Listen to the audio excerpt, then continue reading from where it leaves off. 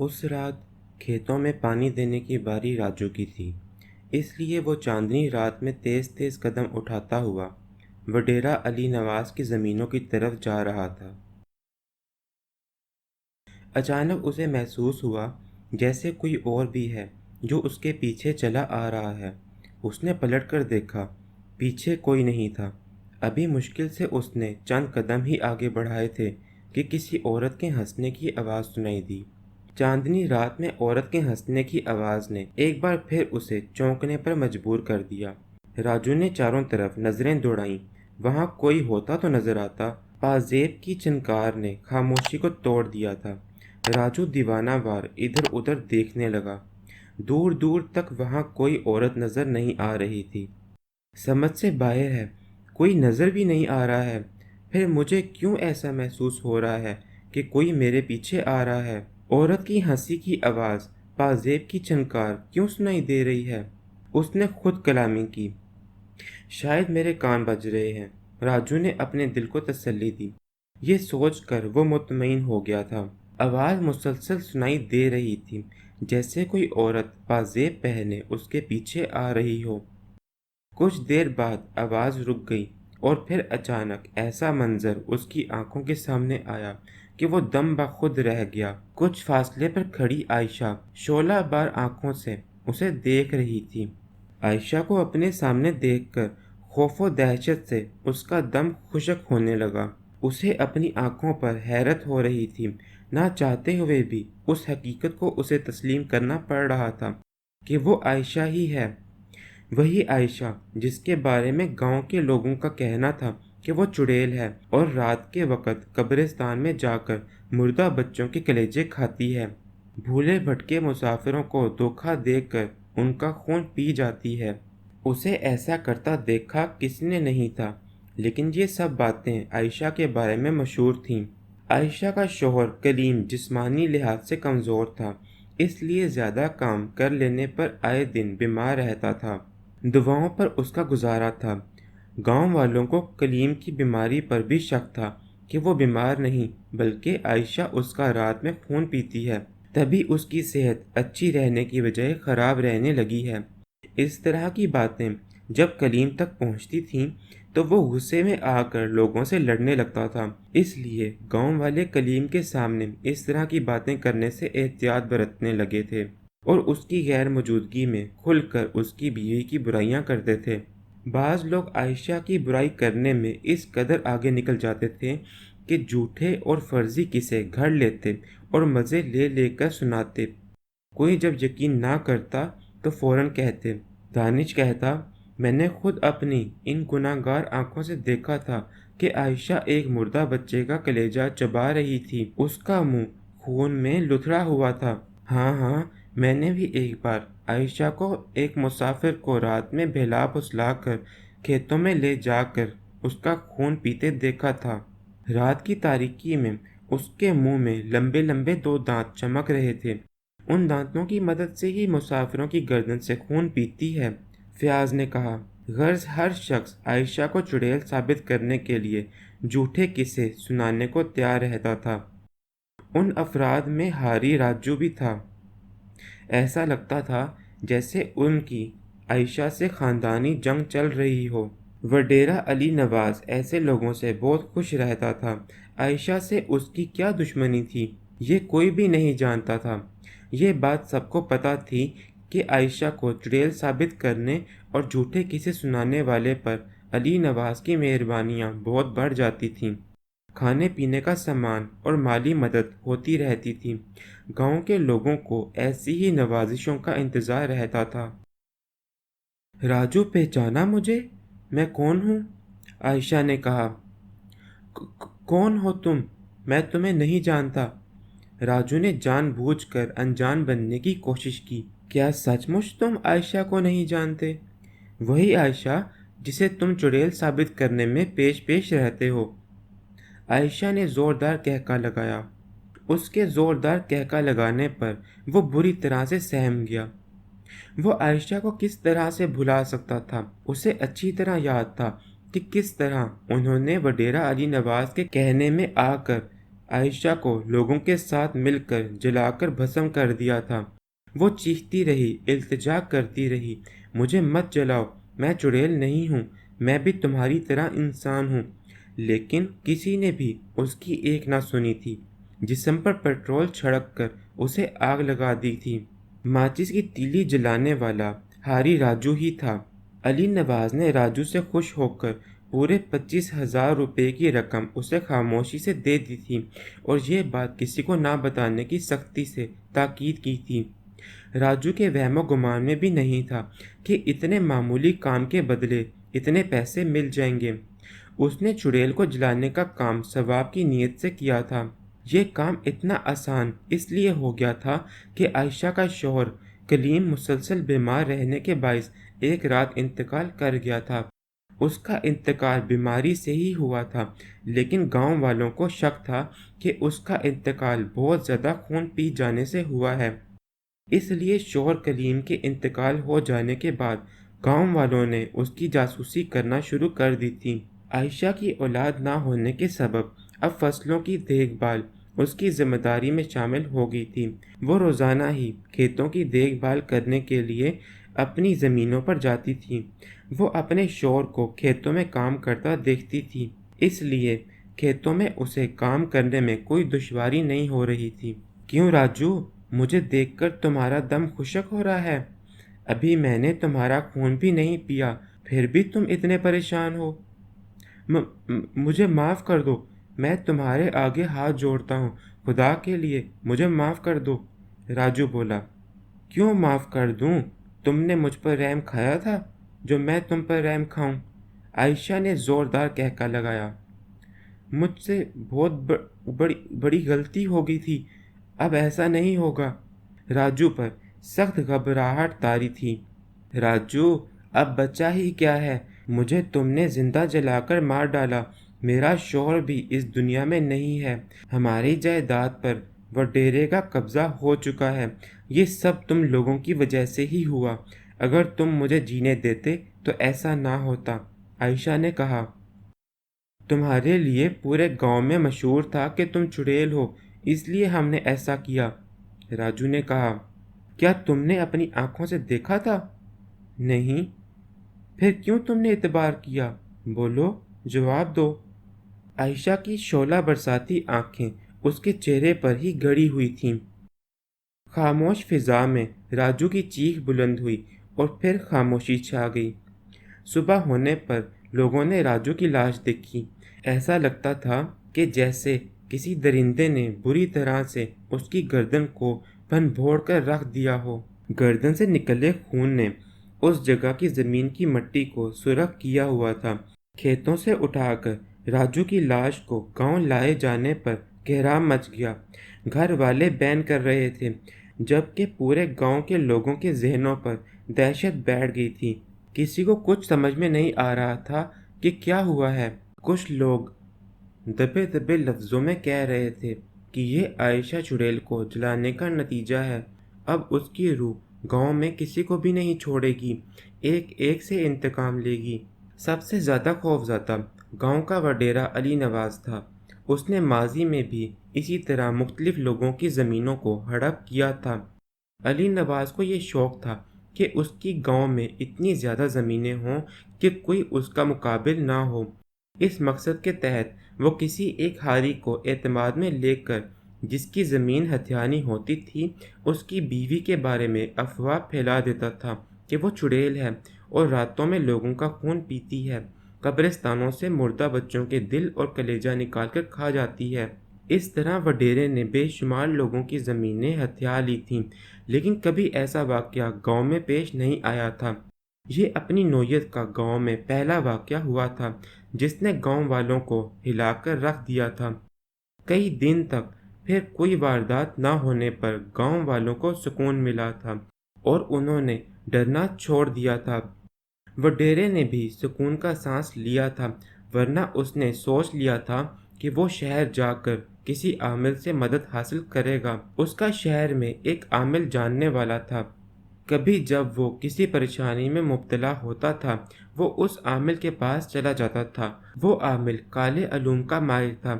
اس کے پاس لوگوں کا ہر وقت تانتا بندھا رہتا تھا۔ ایک صبح جب وڈیرا سو کر اٹھا تو اسے ایسا محسوس ہوا کہ جیسے اس کے سرہانے کوئی کھڑا ہے۔ اس نے پلٹ کر دیکھا تو وہاں کوئی بھی موجود نہیں تھا۔ اس نے اپنا وہم جان کر باتھ روم کی طرف قدم بڑھائے۔ اچانک گھنگرو بجنے کی آواز سنائی دی۔ وہ آواز باتھ روم سے آ رہی تھی۔ ایسا محسوس ہو رہا تھا کہ جیسے کوئی باتھ روم میں موجود ہے۔ کون ہے اندر؟ اس نے پوچھا۔ جواب میں خاموشی رہی۔ اس نے پھر پوچھا۔ جواب میں پھر خاموشی رہی۔ مجبوراً وڈیرے نے باتھ روم کا دروازہ کھول کر اندر جھانکا۔ باتھ روم میں کوئی نہیں تھا۔ اسے بڑی حیرت ہوئی، حالانکہ اس نے خود اپنے کانوں سے گھنگرو کی آواز سنی تھی۔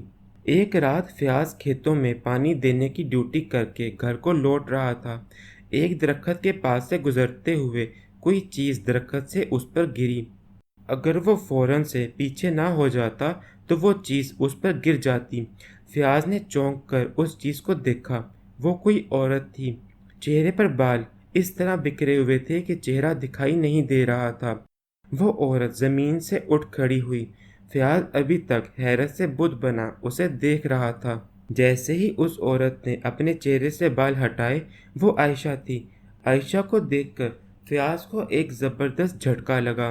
اس کے وہم و گمان میں بھی نہ تھا کہ اس کا سامنا اس طرح سے ہو جائے گا۔ اس کی سمجھ میں نہیں آ رہا تھا کہ وہ کیا کرے۔ فیاض، مجھے دیکھ کر کیوں تیرا دم خشک ہو رہا ہے؟ کیا اس سے پہلے تو نے مجھے نہیں دیکھا؟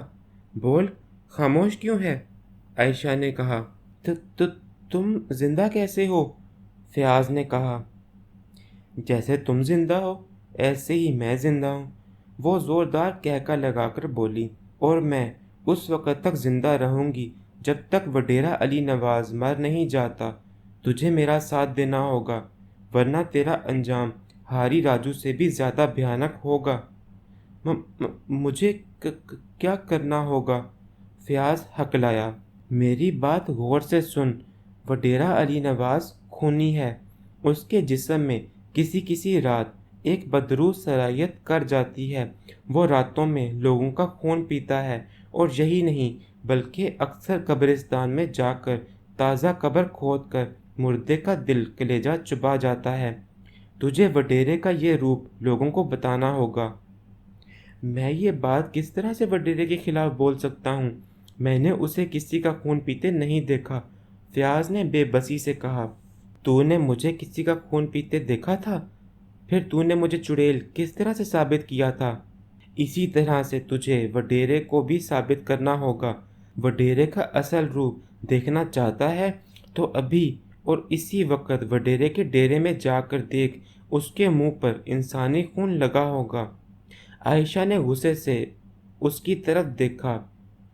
میں دیکھ لیتا ہوں۔ فیاض اس طرح دیکھنے پر گھبرا گیا تھا، اور پھر فیاض تیز بھاگتا چلا گیا اور وڈیرے کے ڈیرے پر جا کر ہی سانس لیا۔ وڈیرا اسی وقت نیند سے بیدار ہوا تھا۔ اس کی نظر جیسے ہی خوف زدہ فیاض پر پڑی تو وہ چونکا۔ فیاض، کیا بات ہے؟ تو اتنا گھبرایا ہوا کیوں ہے؟ سائیں، مجھے عائشہ ملی تھی، وہ کہہ رہی تھی۔ یہ کہتے کہتے وہ رک گیا۔ ہاں بول، کیا کہہ رہی تھی؟ سائیں، آپ پر الزام لگا رہی تھی کہ آپ انسانوں کا خون پیتے ہیں۔ وہ بکواس کرتی ہے، اس میں ہمت ہے تو میرے سامنے آ کر بات کرے۔ وڈیرا غصے سے بولا۔ سائیں، آپ کے منہ پر خون لگا ہوا ہے، فیاض نے ہمت کر کے کہہ ہی دیا۔ وڈیرا یہ سن کر گھبرا گیا اور اپنا چہرہ آئینے میں دیکھا۔ واقعی اس کے منہ پر خون لگا ہوا تھا۔ خون دیکھ کر وہ مزید گھبرا گیا اور جلدی سے خون صاف کیا۔ دیکھ فیاض، یہ اس حرامزادی عائشہ کی شرارت ہے۔ وہ مجھے بدنام کرنا چاہتی ہے۔ اس بات کا تو کسی سے ذکر نہ کرنا۔ جی سائیں، میں کسی سے نہیں کہوں گا۔ فیاض یہ کہتا ہوا ڈیرے سے لوٹ آیا۔ وڈیرا اس کے جانے پر سوچ میں پڑ گیا تھا۔ اب تک وہ زمین ہتھیانے کے لیے جو حربہ استعمال کرتا تھا، وہی حربہ اب عائشہ نے بھی استعمال کیا تھا۔ اچانک کسی عورت کے زوردار کہکا لگانے پر اس نے چونک کر ادھر ادھر دیکھا۔ اس جگہ اس کے علاوہ کوئی بھی نہیں تھا۔ پھر کسی عورت کے کہکے کی آواز اسے کیسے سنائی دے گئی؟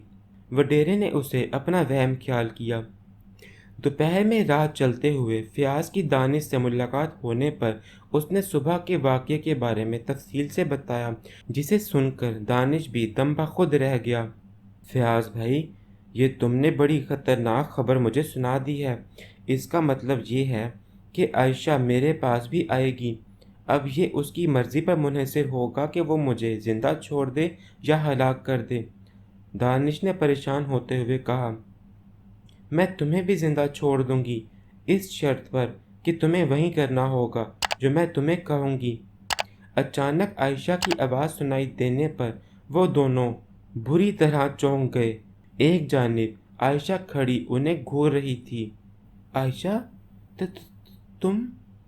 دانش کی گھگی بند گئی تھی۔ اس کے وہم و گمان میں بھی نہ تھا کہ اتنی جلدی عائشہ سے ملاقات ہو جائے گی۔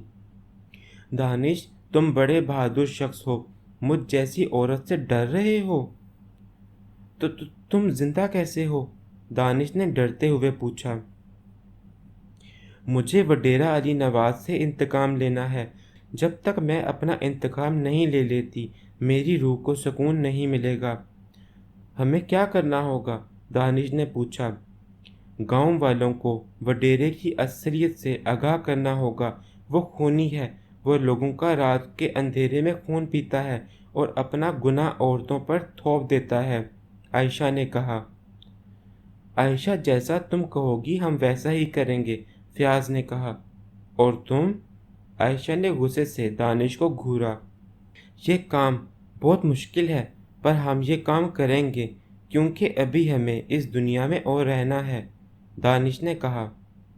شاباش، تم دونوں بہت عقل مند ہو۔ جتنے بھی لوگ میری بربادی میں شامل تھے ان سے کہہ دو کہ وہ وڈیرہ علی نواز کے خلاف اسی طرح من گھڑت قصے گاؤں میں پھیلائیں جیسے میرے بارے میں بیان کیا کرتے تھے، ورنہ ان کا انجام ہاری راجو جیسا بھیانک ہوگا، عائشہ نے زوردار کہکا لگایا۔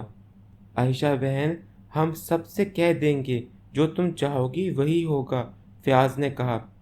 ان کی یقین دہانی پر عائشہ جیسے ظاہر ہوئی تھی ویسے ہی غائب ہو گئی۔ اس کے غائب ہو جانے پر دونوں نے سکون کا سانس لیا۔ عائشہ جیسا چاہ رہی تھی وہ ایسا کرنے پر مجبور تھے۔ ان کے اس عمل سے وڈیرہ علی نواز کے ناراض ہونے کا خطرہ تھا، پھر بھی اپنی جان بچانے کے لیے ایسا کرنے پر مجبور تھے۔ وہ چھوٹا سا گاؤں تھا، وڈیرے کے خلاف پروپیگنڈا چھپ نہیں سکتا تھا۔ تمام باتیں اس تک پہنچ ہی گئی تھیں کہ جس طرح وہ عورتوں کے خلاف پروپیگنڈا کرایا کرتا تھا ویسا ہی پروپیگنڈا اس کے خلاف ہو رہا تھا۔ گاؤں کا ہر شخص اپنے قصوں سے وڈیرے کو خونی ثابت کرنے پر تلا ہوا تھا۔ جب تک تذکرہ دوسرے گاؤں تک پہنچا تو علی نواز غصے سے تلملا اٹھا اور گاؤں کے لوگوں کو جمع کر کے سخت الفاظ میں پروپیگنڈا کرنے سے منع کر دیا۔ وڈیرے علی نواز کا خیال تھا کہ اس طرح لوگ باز آ جائیں گے، مگر ایسا نہیں ہوا تھا۔ رات کے وقت وہ سخت غصے میں اپنے کمرے میں ٹہل رہا تھا کہ اس کی سمجھ میں نہیں آ رہا تھا کہ آج تک جو اس کے سامنے گردن اٹھا کر بات نہیں کر سکتے تھے وہ اسے خونی بنانے پر تلے ہوئے تھے۔ کیا بات ہے، بڑے غصے میں ہو؟ عائشہ کی آواز سنائی دینے پر وہ چونکا۔